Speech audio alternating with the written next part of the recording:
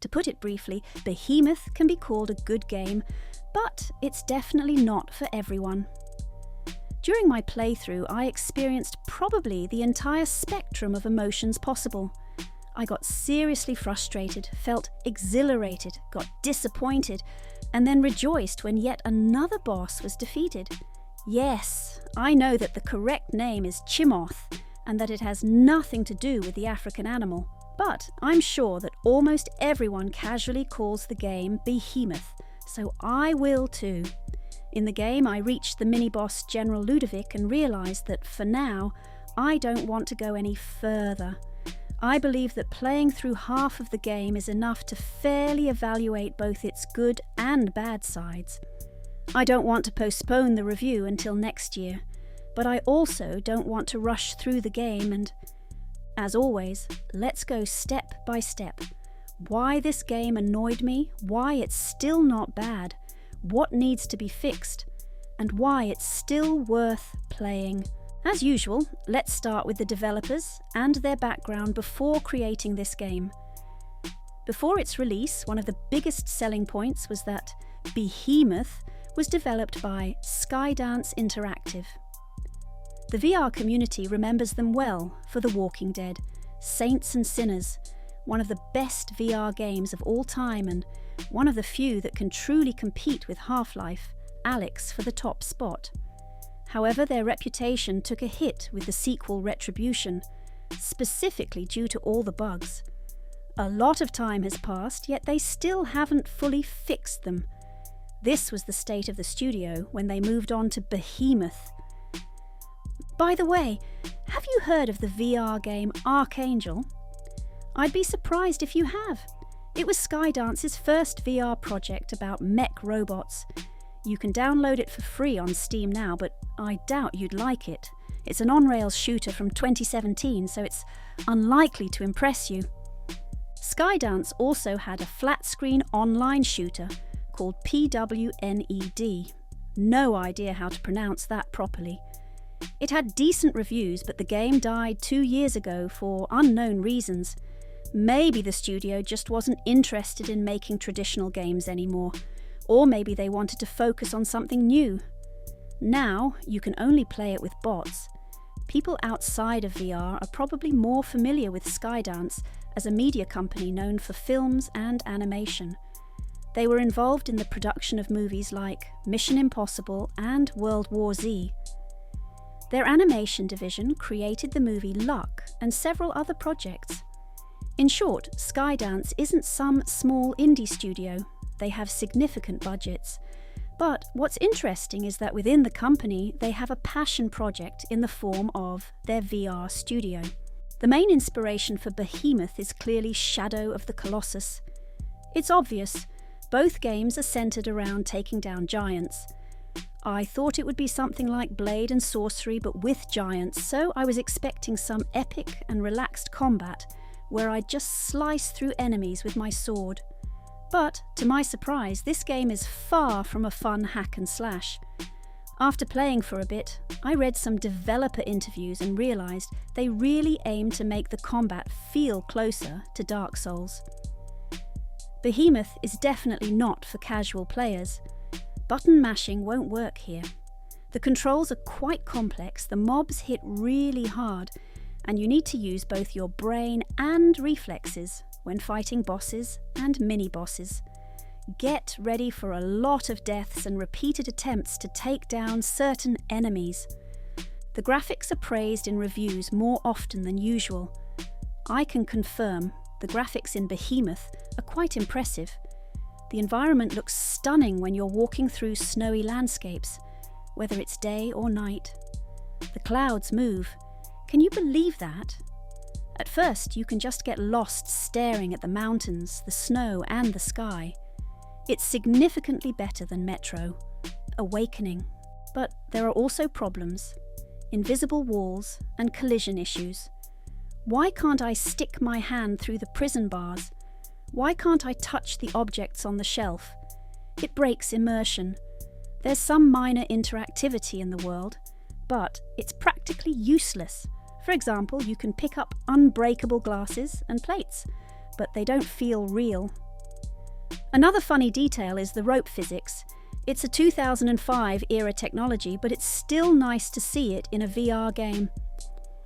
Optimization and performance. The optimization in Behemoth is better than in most VR games. On my setup, everything ran smoothly, except for a few occasional crashes. Maybe it's just me because of recording and an image stabilization plugin. By the way, I don't recommend playing Behemoth with a cable. I tried, it was awful. This game requires a lot of turning, and using a button for that is inconvenient.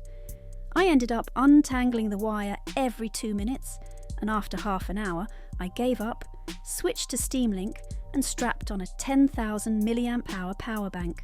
I completely burned out on the very first boss, almost dropped the game after that because he pissed me off so much. The strategy against him and other giants is very simple and logical. Just dodge and follow the script. The woman in my ear gives hints if needed. But my school was on fire from how the dodging mechanics work, especially with the first boss.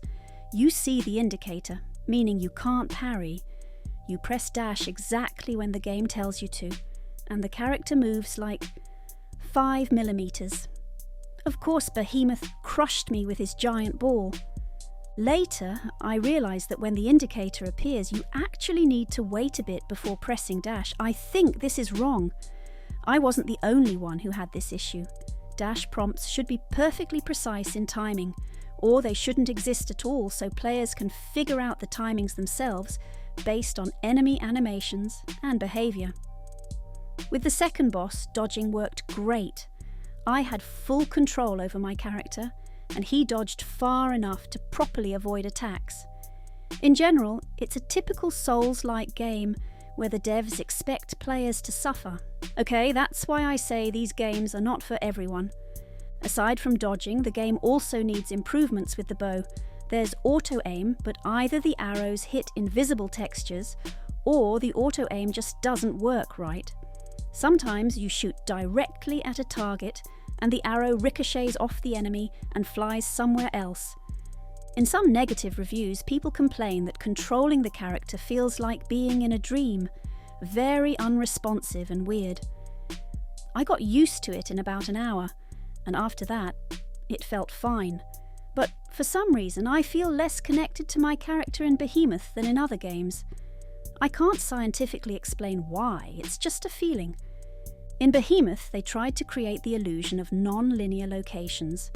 You see a fork in the road and it seems like you have a choice, but in the end, the extra path just leads back to the main one. Exploring side paths is worth it. Besides collectibles and notes, you can find items that upgrade your character. There's no level up system where you gain XP from killing mobs. Instead, you have to find items that increase HP and stamina or extract stomachs from some strange substance. You can upgrade weapons in this game, but only the ones given through the story. Luckily, all skills are passive. They don't add extra buttons or gestures. The weapon upgrade system is awesome and interactive. You gather a specific resource, find a workbench, place your sword, bow or axe on it, and hammer it like a blacksmith. It's not a new idea, but it's way more satisfying than just clicking through a menu. I tried the standalone version to compare the PC and Quest versions. Some developers don't even bother optimizing and just throw the same version on Steam. But in Behemoth, there's a difference, and I highly recommend playing on PC if possible. On Quest, the resolution is lower, and you can clearly see the uneven rendering on the edges. The image breaks apart at the sides. The PC version also has some visual issues. You can literally see LOD transitions. On Quest, they're even more noticeable. I can watch as a wooden plank under my feet starts out flat and gradually gains more polygons as I move closer. Another issue on Quest is the lower draw distance. The first big landscape doesn't look as impressive as it does on PC. That said, for a standalone VR game, it still looks great. Quest 3 doesn't have any graphical improvement patches yet, meaning this version was basically made for Quest 2. I think with updates it'll get much closer to the PC version. By the way, Behemoth also launched on Oculus Rift and supports cross-buy with Quest. If you bought the game on Quest, you can play it on PC through Rift without repurchasing. I hope you're not tired of our footage. Huge dislike to Skydance for not including an in-game streaming tool. Yeah, I know other streamers make it work and their footage looks great, but come on, it's almost 2025. It's time to provide a proper tool instead of forcing people to mess around with OBS plugins. I'd rate Behemoth a solid 7 or even 8 out of 10. Yes, it has some weird gameplay mechanics like the oddly functioning parrying system, but it also has its own charm. The game makes you feel a deep connection to its world. It does a fantastic job of making you feel the sheer scale of objects. You truly feel like a tiny ant bravely taking on massive monsters. There's a sense of intrigue in the story. You understand the protagonist's motivations and those of the NPCs around him. The Souls-like hardcore gameplay will be a turn-off for some. Not everyone enjoys dying 10 times in a row and suffering in a game instead of just having fun. But others might find it refreshing after all the casual gameplay experiences out there. If that's the case, I suggest playing on the hardest difficulty. I believe Behemoth could be a contender for Game of the Year, along with Batman. It all depends on the player's preference. Do you enjoy hardcore challenges, or do you prefer a more relaxed action experience with interactive storytelling? So what's your choice? Let me know in the comments. What did you think of the game? Did you notice anything interesting during your playthrough? Drop a like, subscribe to our channel, and I'll see you in the future.